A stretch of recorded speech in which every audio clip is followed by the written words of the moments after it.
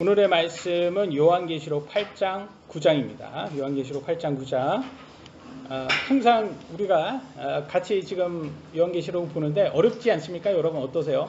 저는 준비하면서도 많이 어렵습니다. 이게 무슨 내용인가 뭐 여러 생각도 들면서 어려워요. 그래서 여러분 양해 부탁드립니다. 제가 다른 이렇게 목사님 신학자들처럼 이렇게 깊이는 별로 없습니다. 그래가지고 근데 또 솔직히 또 한편으로 마음으로는 또 너무 또 이런 것에 깊이 들어갔다가는 또 이상한 또 쪽으로 들어갈까봐 그것도 좀 겁도 나고 그래서 지금 이해가 안 되는 부분은 그냥 넘어가자라는 그런 것도 있어요.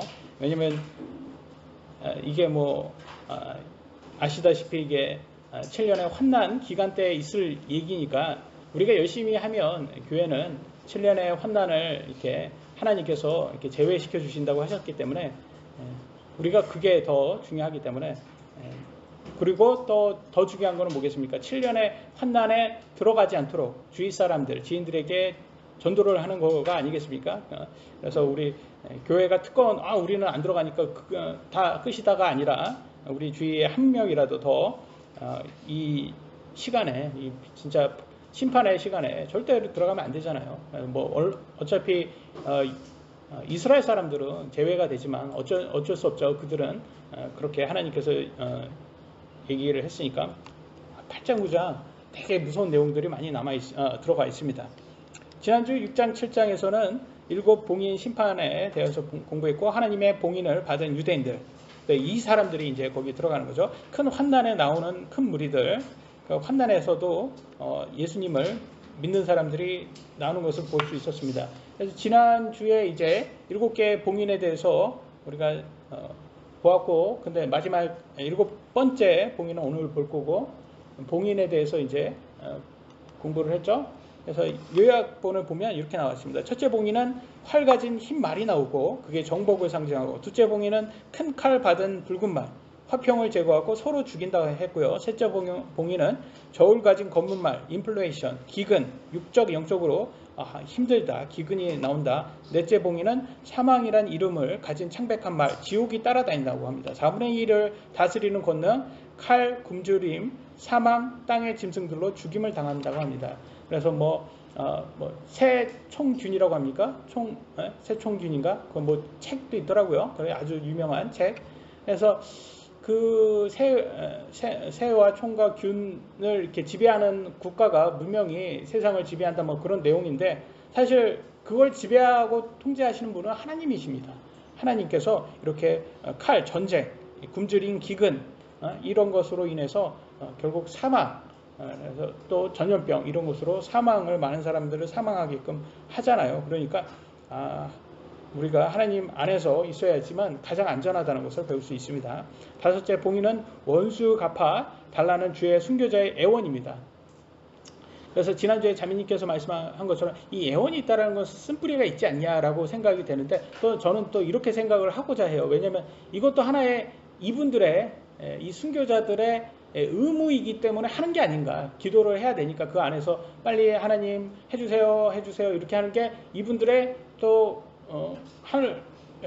의무이고 또 그렇기 때문에 이게 우리가 갖는 이게 쓴뿌리가 아닌 거가 아닐까 그렇게 생각이 됩니다. 그냥 제 생각으로는 왜냐면 천국에서는 저는 쓴뿌리가 있지 않다고 생각을 하기 때문에 개인적으로는 쓴뿌리로 한 거는 아닌데 우리가 지금 생각하기에는 그렇게 보이긴 하지만 그냥 의무로서 이렇게 이분들이 때가 됐으니까 하나님께서 이렇게 해주셨으면 합니다라고 했을 때 또 하나님께서는 뭐라고 합니까? 수가 찰 때까지 조금 더 안식해라.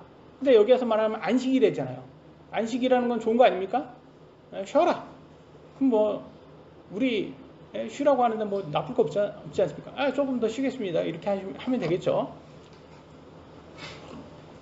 물론 그렇습니다. 우리가 군대에 가면 유격을 받거든요. 유격 받다가 조교가 그래요.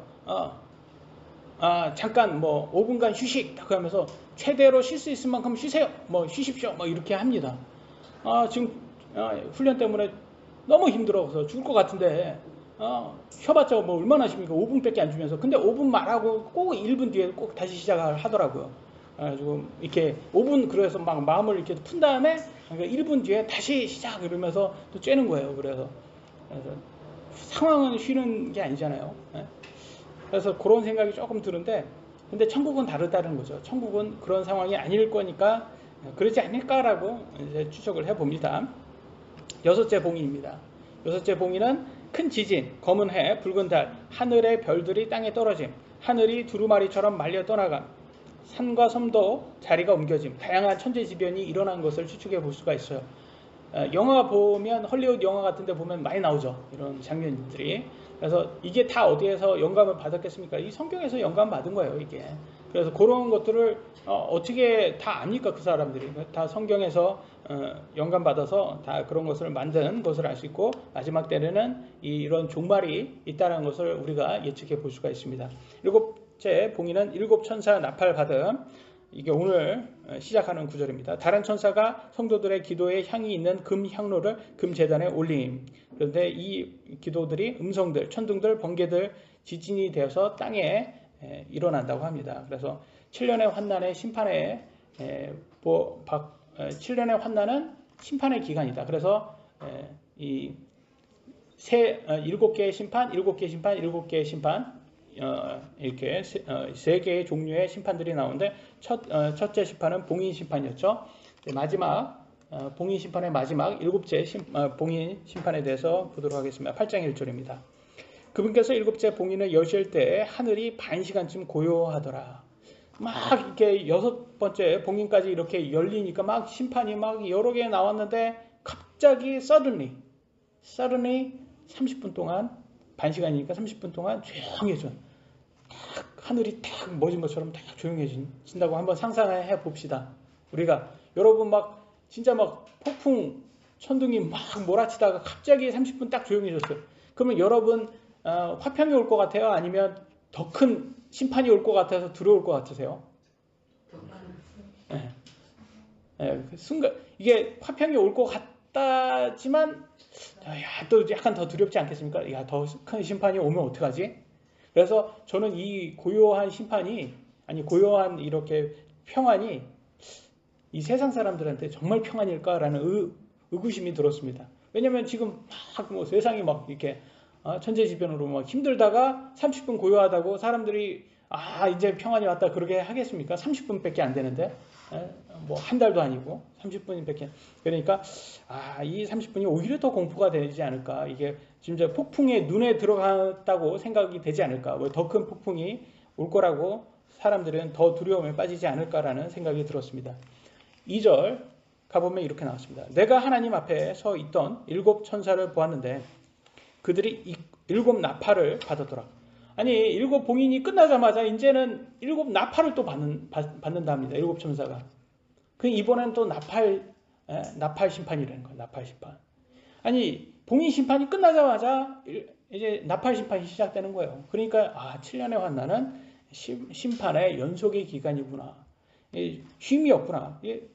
30분 휴식이에요. 30분 휴식. 생각 한번 해보세요. 30분 휴식 쉬는 시간 30분 진 다음에 또 나팔 심판 7개 또 떨어지는 거예요. 그러니까 7년의 환난의 기간은 들어가지 않는 게 좋은 거다. 우리가 이거를 알고 지금 우리가 은혜 시대에 살고 있는구나. 이 은혜 시대가 정말 이게 특권이구나 라는 것에 우리가 감사해야 되지 않을까 싶습니다. 3절로 5절에 이렇게 나왔습니다. 또 다른 천사가 이번에 7개 나팔 받은 천사 아니고 다른 천사입니다. 금 향로를 가진 채 와서 제단 앞에 서고 많은 향을 받았으니 여기는 제단은 천국에 있는 제단이겠죠. 이것은 그가 그 향을 모든 성도들의 기도와 함께 이 금향로 속에는 성도들의 기도가 들어있구나라는 걸 알 수 있고요. 그게 하나님께는 향기롭구나. 우리의 기도가 하나님께는 향기롭다라는 것을 또 배울 수 있습니다. 그 왕자 앞에 있던 금 제단 위에 드리려 함이더라. 성도들의 기도와 함께 피어난 향의 연기가 그 천사의 손에 나와 하나님 앞에서 위로 올라가더라. 그래서 우리의 기도가 이 향처럼 하나님께 이렇게 드려지는구나라는 것을 우리가 상상해 볼 수 있습니다. 5절 그 천사가 향로를 취하고 그것을 제단의 불로 가득 채워 땅에 내던지니 음성들과 천둥들과 번개들과 지진이 나더라.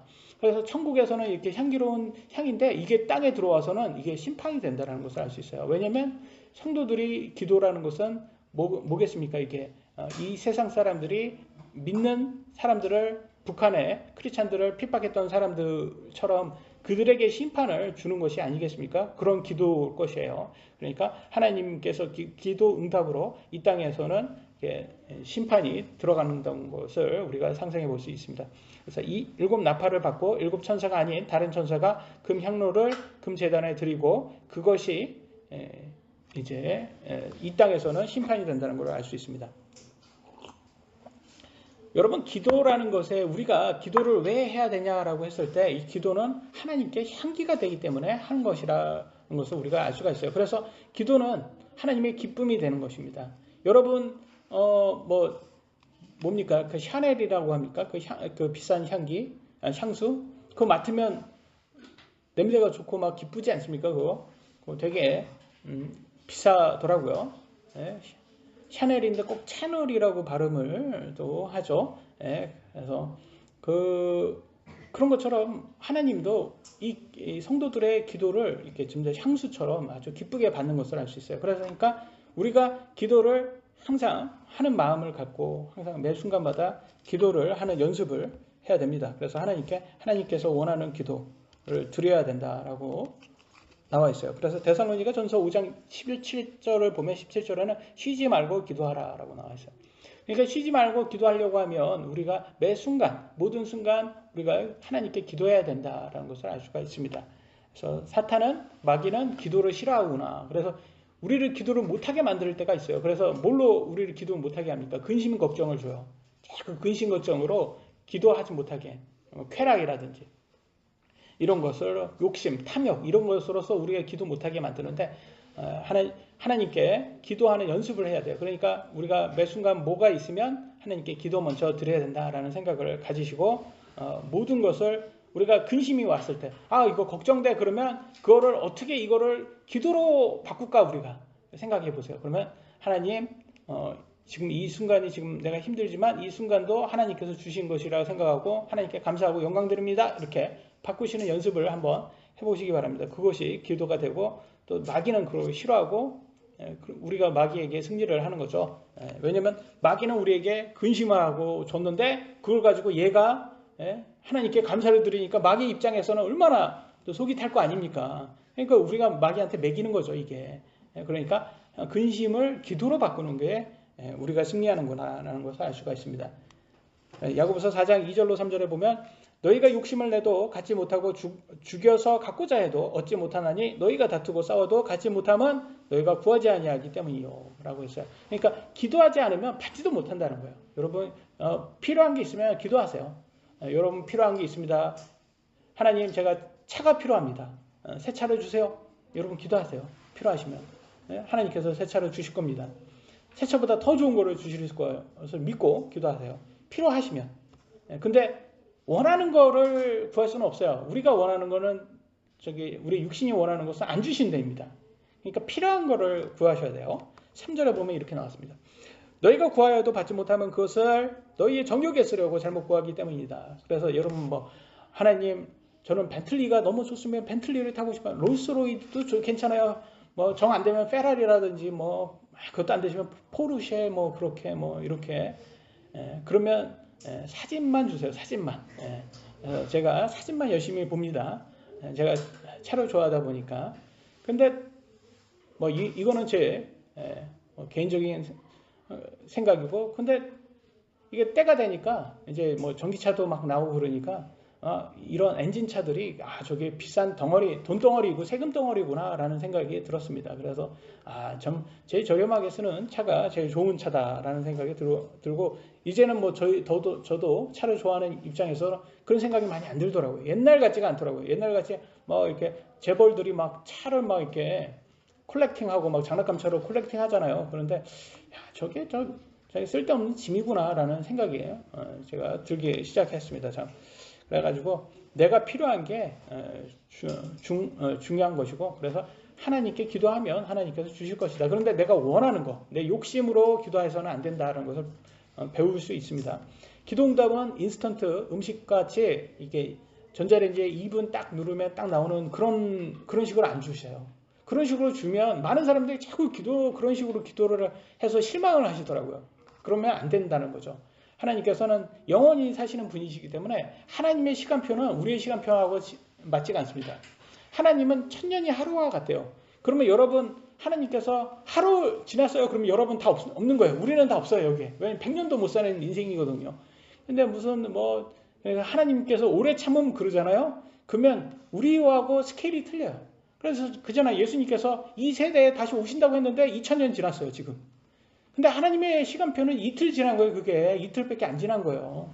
그러니까 이걸 우리가 하나님께서 지금 거짓말을 잘 하신다라고 생각하지 마시고, 이게 거짓말 같잖아요. 인간의 시간대로는 이게 2000년 지났으니까 이게 하나님 거짓말 하셨네 이렇게 느껴질 수 있지만, 거짓말한 게 아니라 스케일이 다르시구나. 하나님의 시간표는 스케일이 다르구나. 이렇게 생각하셔야 돼요. 스케일이 다르셔서 하나님의 오래 참음이 2000년이라는 기간이 이런 식으로, 이거는 우리가 회개할 수 있는 기간을 충분히 주시는 거다라는 것을 생각하고 하나님께 감사해야 됩니다. 그래서 그럼에도 우리가 너무 감사한 게 우리가 구원을 받았다는 거 아닙니까? 우리가 받을 수 있는 그런 자격이 없는데도 불구하고 하나님께서 우리를 선택하셨고 구원해 주심을 우리가 하나님께 감사드리고 영광드립니다. 6절 보도록 하겠습니다. 6절 여러분이 한번 읽어주세요. 시작.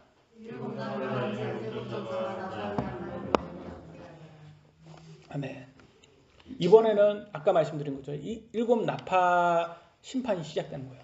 그러니까 얼마나 이게 좀 7년의 환난이 무서운 기간입니까? 은혜 시대가 아니는 거예요. 이 은혜 시대 끝이라는 뜻이에요. 이게 7년의 환난은 거기에는 정말 평안이 없다라는 것을 보여주고 있습니다. 일곱 나팔 심판 7절입니다. 첫째 천사가 나팔을 불매, 첫째 심판이에요. 첫째 나팔 심판. 피 섞인 우박과 불이 나와서 땅 위에 쏟아지니 나무의 3분의 1이 타고 모든 푸른 풀이 타더라. 이렇게 나왔어요. 근데 오늘의 뭐라고 할까요? 이게 약간의 신호처럼 이렇게 보여주는 게 있어요.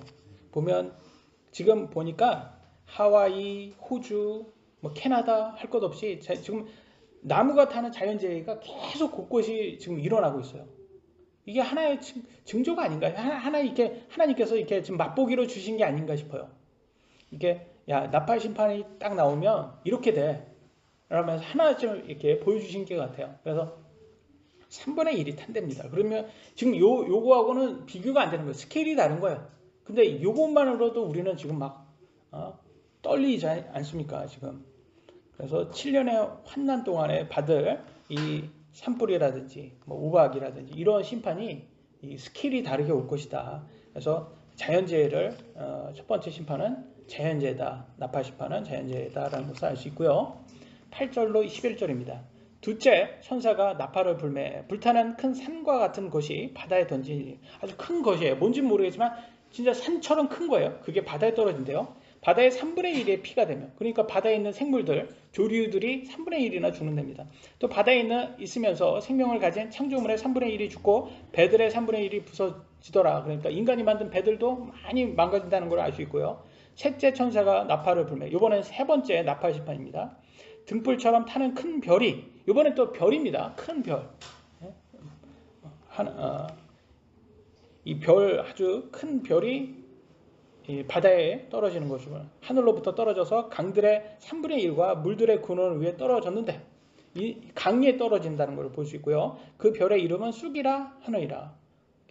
쑥이라 불렀답니다. 그 물들의 3분의 1이 쑥이 되매 물들이 쓰게 됨으로 많은 사람들이 그 물들로 인하여 죽더라. 이게 독약이 된다는 것을 알 수 있어요. 무슨 화학적인 성분이겠죠. 그래서 그게 강에 떨어지니까 이 강물을 마실 수가 없는 거예요. 먹으면 독이 되니까. 그러니까 얼마나 무섭습니까 지금. 그러니까 여기에서 보면 영화의 한 장면이 지금 나와 있죠. 그래서 이게 뭐 저는 어떤 거를 추측을 하냐면, 이 큰 거니까, 산처럼 큰 거니까 소행성이라든지 아니면 만약 인간이 만든 거라면 핵무기 정도가 아닐까. 아주 큰, 그게 바다나 강에 떨어져서 사람을 이렇게 독약처럼 해서 죽이거나 또 많은 여러 가지가 나오겠죠. 그래서 여기 옛날에 저희 미국에 있을 때 많이 비슷하다고 했던 김정은이 나오네요. 김정은이. 정은이가 저보다 동생이에요.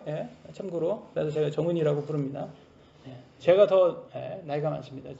정은이가 이게 핵무기 가지고 취미예요. 장난감. 핵무기 갖고 노는 걸 취미로 삼습니다. 그래서 열심히 무기 가지고 놀아요. 자기가 뭐 힘이 뭐 이것밖에 없겠어요. 그런데 결과적으로 그래서 인해서 저렇게 만약에 핵무기가 터진다면 저렇게 저기 사진처럼 저런 모습이 버섯처럼 저런 모습이 나온다고 합니다. 그러니까 저게 사진으로 보니까 저게 와닿지 않지 우리 앞에 눈에 보인다고 한번 해보세요, 여러분. 얼마나 무섭습니까? 이렇게 막 뉴스에 만약 라이브로 저게 켜진다고 한번 해보세요. 그때 그러면 내가 사는 게 아니다라고 하지 않겠습니까? 그러니까 저기에서 소행성이 저렇게 강이라든지 저렇게 떨어지면 우리가 언젠가 내가 죽는 게 그냥 끝이구나. 그래서 종말이 정말 눈앞에 나왔구나라는 것을 알 수 있게 된다는 거죠. 그러니까 성경에서는 이렇게 종말이 온다라는 것을 계속 예언되고 있는데 사람들은 믿지 않습니다. 종말 그러면 종말론자, 그러니까 사이비 종교 뭐 이런 식으로만 생각해요. 근데 웃긴 게 과학자들, 그들이 믿는 과학자들은 다 종말을 얘기하고 있어요.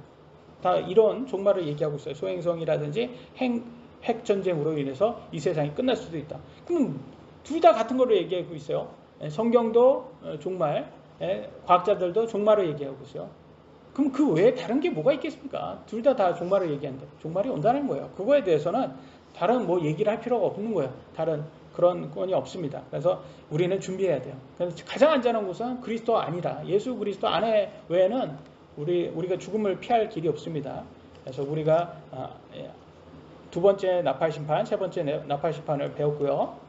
넷째 나팔 심판이 나옵니다. 12절, 13절. 넷째 천사가 나팔을 불매, 넷째 나팔 심판이죠. 해의 3분의 1과 달의 3분의 1과 별들의 3분의 1이 타격을 입어 그것들의 3분의 1이 어두워지고 낮이 자기의 3분의 1 동안 빛을 내지 아니하며 밤도 그러하더라. 여러분 이렇게 빛을 내지 못하면 이거는 전 세계가 이거 다 추워지는 거예요. 네? 그러지 않겠습니까? 빛을 내지 못하니까 다 얼어 죽게 생겼어요 지금. 그 피해가 얼마나 크겠습니까? 13절. 또 내가 보고 들으니 하늘 한가운데로 가로질러 날아가는 한 천사가 큰 음성으로 이르되 이제 새 천사가 불게 될 또 다른 나팔 소리들로 인해 땅에 거하는 자들에게 화가 있으리로다 하더라. 지금 이게 파티 시간이 아니잖아요 지금. 이거 정말 진노의 시간이고 심판의 시간이라는 걸 배울 수가 있어요. 그래서 앞으로 지금도 겨울 되면 얼마나 춥습니까? 춥지 않습니까? 한파가 막 이렇게 해서. 근데 지금 우리가 부산 양산에 사는데 서울의 강원도에 사시는 분에 비하면 얼마나 따뜻합니까? 여기 북한이나 러시아에 사는 사람에 비해서 얼마나 따뜻합니까? 그런데도 이렇게 추워 죽겠다고 하는데도 불구하고 만약에 이런 식으로 돼가지고 여기서 산다고 한번 생각을 해보세요. 뭐 영하 뭐 40도, 70도 뭐 이렇게 간다고 생각해보세요. 바깥에 나가서 이렇게 따뜻한 물을 딱 뿌리자마자 이게 다 얼음 덩어리가 된다고 한번 생각해보세요. 뭐 러시아 같은 데서 뭐 그렇게 유튜브에서 찍으신 분도 있더라고요. 보면 막 예쁘다고 하지만 우리가 거기에서 산다고 한번 해보세요. 야, 그러니까 바깥에 나가서 그냥 손만 내밀면 동상이 이렇게 걸린다는 거예요. 그러니까 너무 이게 우리도 막 뭐라고 합니까? 아이스크림 사면 같이 딸려오는 거, 드라이 아이스. 그거 만지면 뜨겁게 느껴지잖아요. 너무 차가우니까 뜨겁게 느껴진단 말이에요. 그러니까 이게 거기에서 다 대고 막 완전히 다 손이 다 썩을 거 아닙니까? 그래서 그러니까 이때 되면 넷째 심판이 되면 바깥이 얼마나 춥겠습니까? 영화의 진짜 한 장면처럼 되지 않겠습니까? 그래서 지금 많은 이 영화 같은데 보면 헐리우드 영화 보면 이렇게 종말에 대해서 이렇게 나와 있어요. 그런 영화들이. 근데 이게 다 어디에서 영감을 받았냐? 다 이 성경에서 영감 받은 것이 보이지 않습니까, 여러분? 다 이 장면들이 영화에서 다 한 장면 봤잖아요, 여러분. 그러니까 이들이 다 이런 아이디어가 어디에서 나왔겠어요? 이 요한계시록에서 나왔다는 것을 알 수가 있습니다. 그래서 저는 그 많은 이렇게 좌파 정치 세력들이 맨날 환경 보호해야 된다, 막 그렇게 해서 환경 보호 단체 사실은 정말 얘네들이 정치 단체인데 좌파 단체인데 환경이라는 이름 항상 얘네는 듣기 좋은 이름으로 바꿔요. 그래서 환경 보호 단체로 이렇게 해서 뭐 하는 것 같잖아요. 그래가지고 막 외치는데 한번 생각하면 자연을 보호해라, 환경을 보호해야 된다. 근데 진화론자들에 의하면 이 자연이 이 세상을 만든 거잖아요. 빅뱅에 의해서 이 세상이 만들어졌으면 자연이 여신이거든요. 이들에게는 여신이 자연이거든요. 근데 왜 신을 보호를 해야 되냐 말이에요. 신이 우리를 보호해야지 왜 인간이 신을 보호해야 되냐 말이죠. 이게 지금 옛날의 우상들이 그랬어요. 인간이 신의 보호를 받아야 될 존재인데 자기가 이렇게 돌이라든지 나무로 신을 만들어 가지고 자기가 보호를 해요. 이게 말이 되냔 말이에요. 그게 우상이죠. 그러니까 똑같은 짓을 하고 있단 말이에요. 우리도 하나님께서 우리가 자연을 주셨고 우리가 여기에서 지배하라고 주시고 우리가 이걸 즐기라고 주셨는데 이걸 보호하라는 거예요. 자꾸. 그러니까 신은 정말 이게 신이라면, 자연이 여신이라면 여신이 우리를 보호해야 되는데 우리가 어떻게 보호해야 되냔 말이죠. 그래서 그런 구절들이 있어요. 나와요. 어리석다. 너네는 어떻게 신을 니네가 보호하려고 하냐. 신이 스스로 보호하고 신이 우리를 보호해야지. 차사기 6장 31절에 보면 이렇게 나와요. 너희가 바알을 위해 변론하려느냐? 야, 너희가 신을 위해서 변론을 해? 신이 스스로 변론하고 너희를 오히려 구출해야지. 너희가 그를 구원하려느냐? 그러잖아요. 네가 구원하냐? 너가 신을 구원하냐? 신이 너를 구원해야지. 그를 위해 변론하려는 자는 이 아침에 죽임을 당하리라. 그가 신일진데 어떤 자가 자기 제단을 쓰러뜨렸은즉 자기를 위해 변론할 것이라. 아니 누가 신을 이렇게 기드온이 이렇게 바알 딱 제단을 망가뜨렸잖아요. 망가뜨리니까 막 사람들이 누가 다 잡아 죽여야 되겠다. 그래서 바알 제단을 한 사람 나와라 뭐 이렇게 해서 죽이려니까 그 기드온 아버지가 막 그러잖아요. 야, 이 바알이 정말 신이라면 바알이 알아서 죽일 건데 왜 니네들이 나와서 그러냐. 정말 신이라면 라고 얘기를 하죠. 그래서 하박국에도 똑같이 2장 19절에 이렇게 나왔습니다. 나무에게 이르기를 깨라. 자기가 나무로 만들고 신이라고 해요. 그러면서 그러니까 얼마나 어리석습니까? 깨라 하며 말 못하는 돌에게 이르기를 일어나라. 아니 돌에게 일어나라 라고 하는 게 얼마나 어리석습니까? 근데 우상을 숭배하는 사람은 딱 그렇게 하고 있어요. 그것이 가르치리라 하는 자에게는 화가 있어야지어다. 그러면서 꼭 이렇게 동상이라든지 돌로 이렇게 뭐 신의 모양을 만들어 가지고 뭘 가르치면 받았다고 하죠. 보라 그것은 금과 은으로 입혀졌은즉 그잖아요. 그 보면 이렇게 뭐 불교라든지 그런 데나 천주교라든지 힌두교라든지 신들 이렇게 가서 보면 딱 이렇게 꼭 금하고 이렇게 금하고 칠해져 있어요. 그게 왜 그러겠습니까? 사람이 그걸 원하는 거 아니겠습니까? 내가 금으로 부자 되고 또 뚱뚱하잖아요. 신의 모습이 뚱뚱하잖아요. 나도 저렇게 뚱뚱하고 싶다. 그리고 뭐 다신 말하는 그런 뭐 굉장히 풍요롭기를 원하잖아요. 내가 풍요롭게 싶다. 그래서 그냥 인간이 자기들이 원하는 것을 그 신의 모양으로 자기네 만들어 놓고 자기 위안을 하는 거죠. 그게 신이다. 우리를 풍족하게 할 것이다. 다산하게 할 것이다. 근데 참 이게 얼마나 우습습니까? 진짜 그거를 지금 세상이 지금 하고 있습니다. 자연보호 뭐 이런 식으로. 그래서 이게 뭐와 같냐? 그러면 그냥 점쟁이들이 써준 부적으로 인해서 내가 이렇게 부적을 내가 가졌으니까 내가 잘 될 거다 이렇게 합리화하는 거하고 똑같지 않습니까? 여러분 제사상을 차려준다고 정말 잘 될까요? 오히려 제사 음식값 때문에 돈이 더 나가는 거 아닙니까? 그냥 그게 종교고 그게 믿음이고 그게 자기 합리화입니다. 세상 사람도 웃기잖아요. 우리한테 맨날 기독교 너네들 자기 합리화하다. 기도했으니까 너네 기도 안 했어도 잘 될 거야. 뭐 이런 식으로 말하는데 그렇게 하면서 제사는 꼭 지내더라고요. 그런 분들이. 왜 자기는 그렇게 합리화하냐고요. 결국 이게 다 모두 믿음이라는 거예요. 믿음이고 종교라는 겁니다. 근데 우리는 다 죽기 전에는 다 뭔가는 믿긴 믿어야 돼요. 선택을 해야 돼요. 왜냐면 지금 진화론의 자연신이 맞을지 자연 여신이 맞을지 아니면 무슨 여러 가지 다양한 종교가 맞을지 아니면 성경에 하나님이 맞을지 하나님과 예수님이 맞을지는 각자 선택을 해야 돼. 죽기 전에. 근데 이왕 선택할 거면 그래도 가장 강력한 신 세상을 창조한 하나님과 예수님을 믿어야지 가장 지혜롭지 않을까요? 저는 그렇게 생각을 합니다. 그게 가장 안전하다는 거죠. 지금 오는 예언에도 가장 안전한 것은 예수님밖에 없다라는 것을 볼 수가 있습니다. 이번에 5번째 나팔 심판을 보겠습니다. 9장 1절입니다. 같이 한번 읽어볼까요? 시작.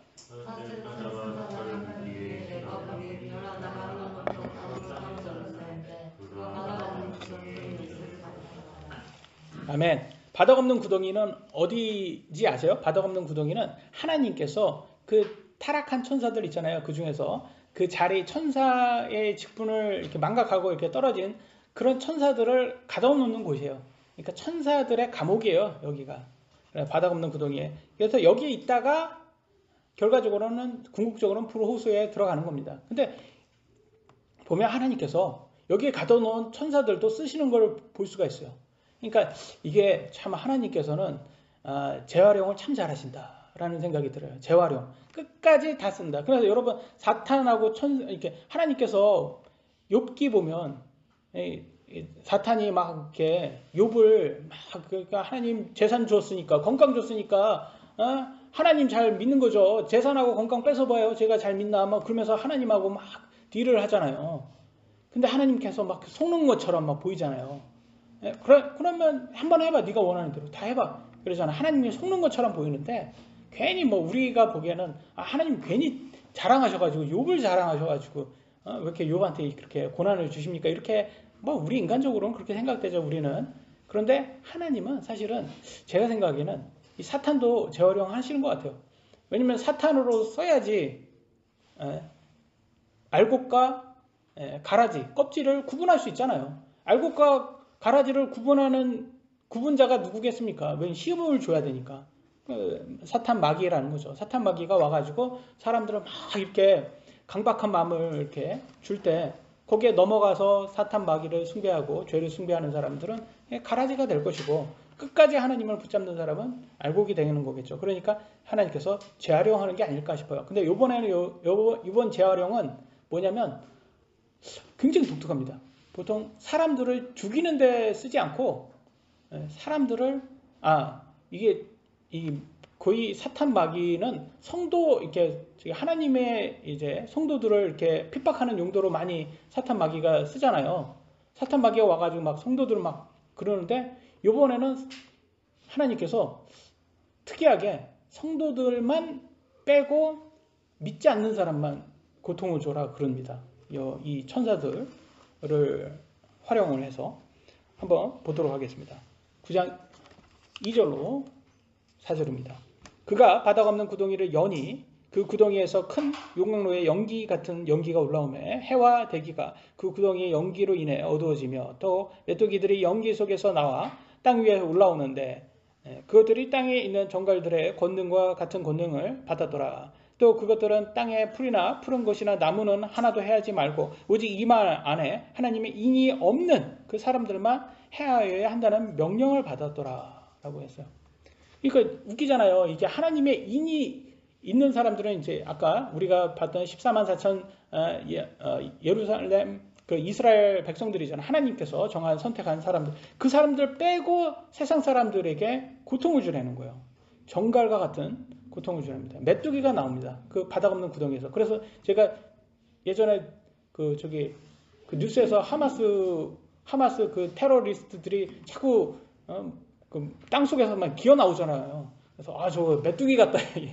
요 구절하고 이 구절이 생각나더라고요. 저 메뚜기가 나중에 저기 바닥 없는 구덩이에서 나올 때 저런 모습일까? 막 이런 생각이 들더라고요. 그래서 저렇게 나오나 보다. 이렇게 나와서 얘네들이 나와서 메뚜기가 나와서 막 믿지 않는 사람들 있잖아요. 14만 4천 명 외에 나머지 세상 사람들은 막 하나님의 인이 없는 그런 사람들만 이렇게 쏜다는 거예요. 쏘면 이 증상이 정갈에 쏘인 것처럼 그런 열병 같은 게 나오고 거의 코로나보다도 훨씬 더 아주 강력한 코로나 같이 그렇게 앓며 오는 거예요. 고통이 5달 온다는 거예요. 5달 아픈 거예요. 여러분 코로나 때 얼마나 아팠습니까? 3주 아팠습니까? 저는 한 2달 아팠던 것 같은데 근데 이게 5달 동안 아픈 거예요. 근데 이 아픔이 그냥 그 정도 아픔이 아니라 거의 죽고 싶은 아픔이에요. 죽고 싶은 아픔인데 죽지도 못하는 거죠. 근데 꼭 죽고 싶은 아픈데 죽을 만큼만 아픈 거예요. 죽지는 않고. 차라리 죽었으면 좋을 만큼 사람들이 죽음을 원하는데 죽지는 또 않는데요. 그러니까 거의 전염병 중에 아주 강력한 전염병인 것 같아요. 그래서 여기에서 보면 그 하나님의 인이 있는 사람이 이스라엘 자손 모든 지파에 봉인된 자 14만 4천 명인 것을 알 수 있어요. 근데 이 사람들만 빼고 이 5달 고통을 받는다는 걸 볼 수가 있습니다. 특이하죠. 그리고 5장 6절에 보면 또 그것들은 그들을 죽이지 말고 그들에게 5달 동안 고통을 주라는 명령을 받았는데 그것들이 주는 고통은 마치 정갈이 사람을 쏠 때에 주는 고통과 같더라. 그 날들에는 사람들이 죽음을 구하여도 그것을 찾지 못하겠고 죽기를 바라나 죽음이 그들을 피하려로다. 그러니까 아픔이 정갈한테 이렇게 쏘인 것처럼 아프대요. 근데 이 5달 동안 아픈데 죽고 싶어도 죽을 수는 없는 거예요. 죽지는 않는 병이라는 거예요. 죽지는 않는 병인데 거의 죽고자 할 만큼 고통스럽다는 거예요. 그러니까 얼마나 큰 전염병 같을까 생각이 됩니다. 한번 생각 한번 해보세요. 7절, 10절에는 이 메뚜기 이게 모양이 나오는데 아주 괴기합니다. 그 메뚜기들의 모양은 전투기를 위하여 예비한 말들 같고 그것들의 머리에는 금과 같은 관이 있으며 그것들의 얼굴은 사람의 얼굴 같고 또 여자의 머리털 같은 머리털이 그들에게 있으며 그것들의 이빨은 사자의 이빨 같더라. 얼마나 괴기합니까? 그죠? 또 흉갑 같은 흉갑이 그들에게 있으며 그것의 날개 소리는 전투하려고 달려가는 많은 말들의 병거 소리 같고 이게 메뚜기 떼가 지나가면 정말 전투기 소리가 나지 않을까 싶어요. 또 정갈과 같은 꼬리가 그것들에 있으며 그것들의 꼬리에 쏘는 침이 있었는데 그것들의 걷는 건 사람들을 5달 동안 해하는 것이더라. 그러니까 요즘 우리가 아시다시피 여러분 이 세상 사람들을 제일 많이 죽이는 동물이 뭔지 아시죠? 예, 형제님 말씀대로 모기입니다. 모기가 세상 사람들을 제일 많이 죽인대요. 우리는 무슨 상어에 많이 죽을 것 같다는데 상어에 죽는 사람은 별로 없대요. 사실은 모기에 의해서 많이 죽는답니다. 그러니까 전염병을 이렇게 옮겨가지고 죽는 거죠. 그러니까 그것처럼 메뚜기가 만약에 단체로 지나다니면서 막 작물을 먹는데 거기에서 끝나는 게 아니라 우리는 메뚜기 튀겨도 먹고 옛날 사람들은 그랬잖아요. 맛있거든요, 이게 튀겨 먹으면. 근데 그게 아니라 이게 막 전염병을 옮긴다고 생각 한번 해보세요. 얼마나 무섭겠습니까? 저게 깨끗한 게 아니라 오기만 닿으면 진짜 뭐 코로나 이상의 전염병이 온다고 생각 한번 해보세요. 이게 벌같이 이렇게 지금 다 붙어 있는 게 저게 메뚜기입니다. 메뚜기가 온몸을 여러 번 다 감싼다고 생각 한번 해보세요. 얼마나 끔찍합니까? 그래서 이게 막 저게 정갈처럼 여러분 쏜다고 한번 생각해 한번 해보세요. 문다고 한번 생각해 한번 해보세요. 얼마나 아프겠습니까? 근데 죽지는 또 않는데요. 여러분 죽을 수는 없답니다. 그러니까 이게 진짜 7년의 환난이 이게 공포 덩어리구나 라는 것을 알 수가 있어요. 그래서 지금 요즘 막 계속 이렇게 메뚜기가 뭐 이집트에 메뚜기에 하나님 재앙이 주신 것처럼 그게 오늘날도 지금 이렇게 재앙이 되어가지고 메뚜기 오잖아요. 근데 7년의 환난에는 피크를 친다는 것을 볼 수가 있어요. 11절 그것들을 다스리는 왕이 그것들에게 있는데 그는 바닥 없는 구덩이 천산이라 그의 이름은 히브리 말로는 아바돈 죄송합니다. 감자탕 뭐죠? 이름이? 아바돔인가요? 이바돔인가요? 죄송합니다. 그거하고 비슷해가지고 아바돔 그러면 괜히 감자탕이 생각이 나고 이바돔이 뭔가가 좀 비슷하면 우리는 그냥 그게 비슷하다라고 생각하죠. 근데 이 뜻이 아바돈은 멸망이라는 뜻입니다. 멸망. 그리스 말로는 아폴리온은 파괴자라는 뜻이랍니다. 그러니까 진짜 메뚜기가 어디를 가도 다 파괴를 하잖아요. 작물 그냥 막 싸그리 지나가잖아요. 여러분 그래서 이게 메뚜기 지나가는 것은 이건 뭐 이게 어떻게 할 수가 없어요. 이게. 근데 거기에서 작물만 먹는 게 아니라 그것만 해도 피해가 상당한데 여러분 정갈처럼 찌른다고 한번 생각 한번 해보세요. 이게 정말 우리가 지금 은혜의 시대에 사는 게 하나님 찬양에 넘쳐야 된다는 것을 우리가 깨닫게 됩니다. 마지막 주제입니다. 후반에 더 큰 심판이 있을 7년의 환난. 아니 지금까지 힘들지 않았습니까? 근데 후반이 더 힘들다는 거예요. 정말 7년의 환난은 진리죠. 정말 진리입니다.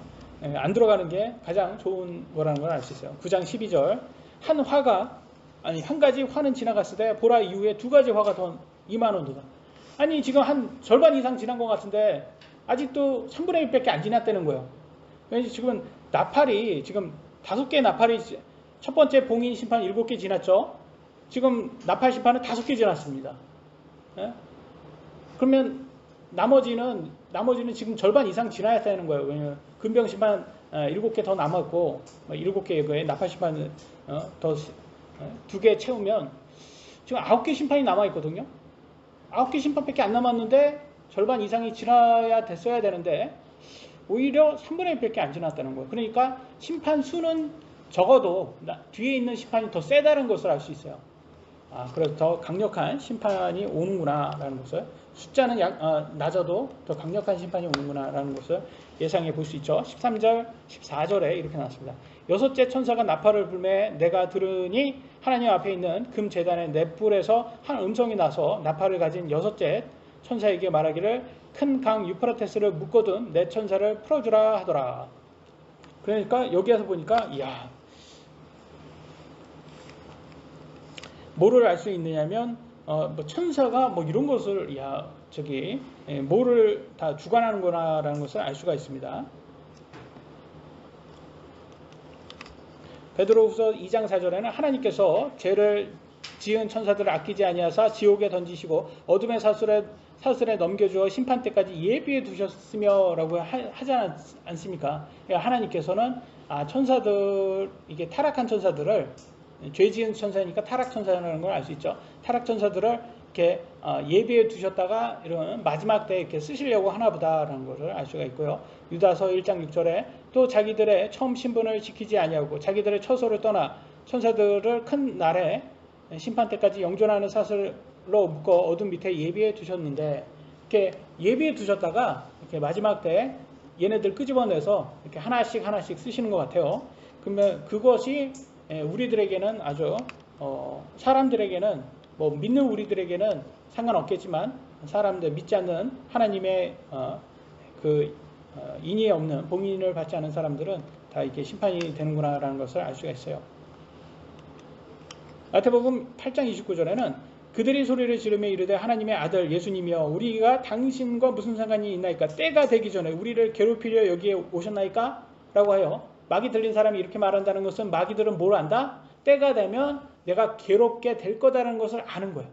운명을 아는 거야. 얘네들은 얘네들은 영이기 때문에 운명을 아는구나. 자기네들이 고통받을 나중에는 고통의 곳에 갈 것을 하나님께서 얘기하셨구나라는 것을 알 수 있습니다. 요한계시록 9장 15절로 16절 이에 내 천사가 풀려났는데 그들은 어느 해, 어느 달, 어느 날, 어느 시에 사람들의 3분의 1을 죽이려고 예비된 자들이더라. 그 기병들의 군대의 수는 2억이며 내가 그들의 수를 들어노라. 2억의 천사입니다. 한 명의 천사도 우리가 사람이 이게 갈 수가 없죠. 이게 되게 어떻게 보면 싸울 수 없잖아요. 근데 2억의 천사면 얼마나 많은 사람들을 죽이겠습니까? 3분의 1을 다 죽인다고 합니다. 그래서 예전에 복음서에 마귀 들린 사람들도 2,000명의 천사가 한 사람 몸에 들어간 걸 볼 수 있습니다. 마가복음 5장 9절 13절 그분께서 그에게 물으시되 내 이름이 무엇이냐 하시매 그가 대답하여 이르되 마귀가 말합니다. 내 이름은 군단이오니 이는 우리가 많기 때문이다. 아니 여러분 한 사람 안에 마귀가 2,000마리가 들어가 있는 거예요. 이게 말이 됩니까? 근데 이게 가능하다는 거예요. 2,000마리나 되는 마귀가 한 사람 안에도 들어갈 수 있다는 것을 여러분 생각 한번 해보세요. 그러니까 마귀는 공간을 차지도 하지 않고 영이기 때문에 한 사람 안에도 들어갈 수 있구나. 그러니까 군단이라고 하고 그러니까 이 마귀가 아주 강력하구나라는 것을 볼 수가 있습니다. 즉시 13절 즉시 예수님께서 그들에게 허락하신즉 그 부정한 영들이 나가서 돼지들 속으로 들어가니 2,000마리쯤 되는 그때가 경사진 곳을 세차게 내리달아 바다에 빠져 바다에서 숨 막혀 죽으니라. 그러니까 마귀가 들어가는 곳은 뭘 시키는 걸 알 수 있어요. 자살을 시키는 걸 알 수 있어요. 마귀가 돼지 속에 들어가니까 돼지가 바다에 빠져서 자살을 합니다. 이거 웃기지 않습니까? 이게 그래서 여러분 자살에 대해서 다시 한번 생각을 하셔야 되는 거예요. 이게 마귀에게 부정한 영이 이게 홀려가지고 자살을 많이 하게 됩니다. 그러니까 자살은 꼭 안 좋을 때 이게 마귀가 이렇게 들어오는 거예요. 그래서 요즘 보니까 어저께도 뉴스를 보니까 40대 저희 나이 또래더라고요. 47세인가 45세인가 아버지가 고등학교 중학교 있는 애들 다 죽이고 자기 부인도 죽이고 울산 사람인데 그래서 불 내고 자살을 했더라고요. 그래서 뉴스에 나오는데 이유가 뭐냐면 경제적으로 집도 경매로 나가고 뭔 짓을 했는지 대기업 사람인데 대기업에 다니는 회사 직원인데 주식을 했는지 뭘 했는지 모르겠지만 재산 다 탕진하고 결과적으로 다 가족들 죽이고 자살을 했더라고요. 그런 것을 봤을 때 여러분 뭐라고 생각하세요? 그러니까 제가 항상 그래요. 재정관리 잘 하시라고. 왜 재정관리 잘 하냐면 우리가 굉장히 큰 부자가 되고자 해서가 아니라 마귀가 들어온다니까. 마귀가 이렇게 재정관리 딱 안 하잖아요. 그러면 쓱 들어와가지고 막 와가지고 막 온갖 뭐 해가지고 막 우리를 죽이려고 막 온갖 한다니까요. 그러니까 재정관리 잘하시고 건강관리 잘하시고 그래야지 이게 마귀로부터 우리가 이렇게 그런 거를 당하지 않을 수가 있다는 것을 알 수 있습니다. 9장 17절로 18절 내가 이같이 환상 중에 그 말들과 그 위에 탄 자들을 보았는데 그들에게는 불과 청옥과 유황으로 된 흉갑이 있었고 또 그 말들의 머리는 사자의 머리 같으며 그들의 입에는 불과 연기와 유황이 나오더라. 이 세 가지 곧 그들의 입에서 나온 불과 연기와 유황에 의해 사람들의 3분의 1이 죽임을 당하니라 라고 해서 참 이게 참 무섭지 않습니까? 이 천사들이라는 2억 명의 천사들이라고 합니다. 근데 2억 명의 천사들이 정말 사람일 수도 있고 만약에 이게 미래에 있을 군사 무기라면 불과 연기가 유황이 무기를 보고 사도 요한이 그렇게 이게 천사라고 이렇게 한 거일 수도 있고 뭐 모르죠. 우리는 미래를 안 가봐서. 근데 뭔지는 모르겠어요. 근데 3분의 1의 사람을 죽인다는 것은 확실하고 그게 2억 명의 천사라는 것도 확실히 알 수가 있죠. 그래서 19절에 보면 이렇게 말합니다. 그것들의 권능은 그것의 입과 꼬리들에 있었는데 그것들의 꼬리들은 뱀 같고 또 머리들을 가지고 있어서 그것들의 그 꼬리들을 해하더라. 꼬리들로 해하더라. 그래서 저는 그냥 끼워 맞히는 거죠. 이제 이게 아주 큰 만약에 뱀을 미사일로 생각하면 꼬리에서 이렇게 불과 유황이 나오잖아요. 그게 미사일이 이렇게 그래서 그게 사람들은 막 죽일 때 그렇게 제가 끼워 맞췄지만 모른다. 추측일 뿐이다. 왜냐하면 제가 이렇게 2억 명의 천사들을 제가 받겠습니까? 제가 뭘 하겠습니까? 그러니까 모르니까 우리는 여기에서는 그냥 2억 명의 천사가 3분의 1의 사람을 죽일 것이다. 이렇게만 알고 넘어가자고요. 우리가 알 수는 없잖아요. 근데 이거는 뭐다 이렇게 하시는 분들이 있어요. 그래서 그분들이 맞추면 잘하시는 거고 못 맞춰도 그분들은 자기는 변명거리가 있는 거예요. 왜냐면 우리는 이거 될 때까지 살 수 있을지도 몰라요. 7년의 환난이 올 때까지 살 수 있을지도 모르는데 그분들은 그걸로 이렇게 해서 하는 거죠. 그러니까 뭐하고 같냐면 그 주식 전문가하고 똑같아요. 주식 전문가들은 올라가면 자기네 말이 맞는 거고 틀리면 그냥 방송 안 합니다. 그 사람들은 그냥 자기 그 도망갈 길을 다 만들더라고요. 그러니까 그래서 저는 제가 이런 것들 막 전문적으로 이렇게 하시는 분들 막 이렇게 해석하시고 막 하시는 분들이 저분들이 저걸로 해가지고 뭘 이렇게 혜택을 뭘 얻으려고 저러나 왜냐면 우리가 알 수가 없잖아요. 미래 일을 어떻게 우리 다음 날도 알지 못하는 사람들인데 다 주식 전문가들이라도 주식으로 돈 버시는 분들 없더라고요. 다 책만 있어가지고 책 팔아서 돈 벌지 그분들이 주식으로는 돈을 다 잃더라고 오히려. 그래가지고 전문가라고 다 믿을 수는 없는 것 같습니다. 20절로 21절 이 재앙들에 의해 죽임을 당하지 아니하고 남은 사람들은 여전히 자기 손의 행위들을 회개하지 아니하며 마귀들과 또 금과 은과 녹과 돌과 나무로 만든 우상들 곧 보거나 듣거나 걷지 못하는 우상들에게 경배하는 것에게 돌이키지 아니하고 또한 자기들의 행한 살인과 마법과 음행과 도둑질도 회개하지 아니하더라. 남아있는 3분의 1의 아니죠. 2분의 어떻게 말해야 되나? 3분의 1이니까 3분의 2가 살아있겠죠. 3분의 2의 사람들이 7년의 환난 동안 살아있잖아요. 아직까지는 살아있어요.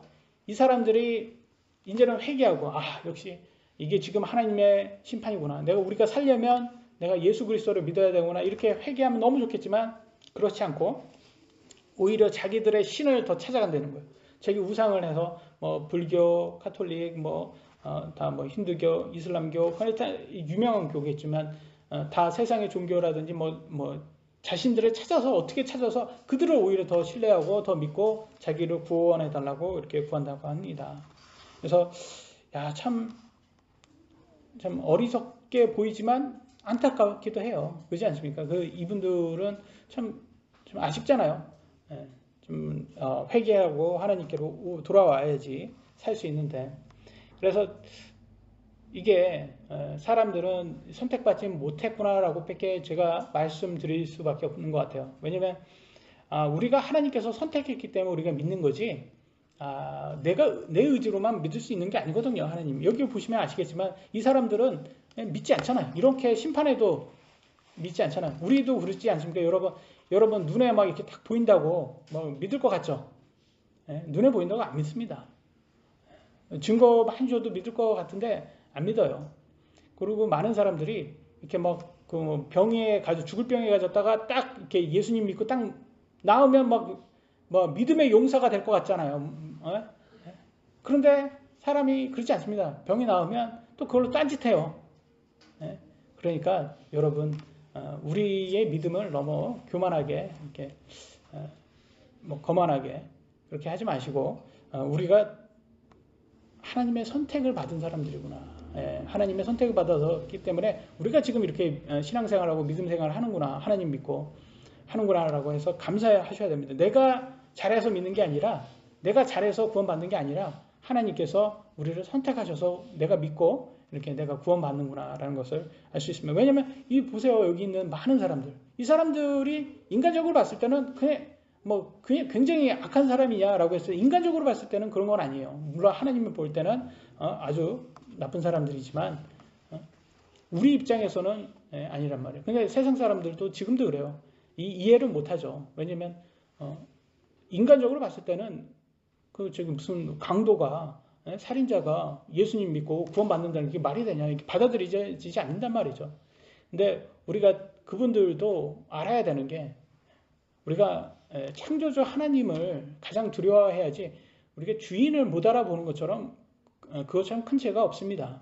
그래서 이 세상을 창조하신 분, 근데 그분은 참 아주 대단하신 것 같아요. 왜냐면 우리하고 진짜 사랑을 원한다는 거죠. 그래서 우리 유진이가 예전에 한번 말한 적이 있어요. 왜 하나님은 우리에게 자유의 의지를 줘가지고 이렇게 죄를 이렇게 하게끔 하냐? 그냥 좀 죄 안 짓게 신정하게끔 하면 좋지 않냐? 그러니까 제가 그랬어요. 그러면 너는 남자친구가 나중에 너 뭐 이렇게 묶어놓고, 네 몸 묶어놓고 남자친구 마음대로 하는 게 그게 진짜 사랑일 거라고 너는 생각하냐? 이렇게 하니까 아니래요. 남자친구나 뭐 남편이 너 뭐 이렇게 막 몸을 묶어놓고 하면 그건 범죄자죠. 그게 어떻게 사랑입니까? 그러니까 그 있잖아, 뭡니까, 미절인가요? 영화에서 나오잖아요. 그 여자가 자기 주인공을 묶어놓고 자기 마음대로 그걸 사랑이라고 착각한단 말이에요.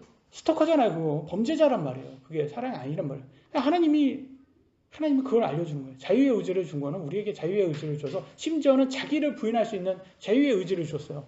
그 말은 뭡니까? 우리에게 모든 각 사람에게 자유의 의지를 줘서 너는 나하고 동격이야.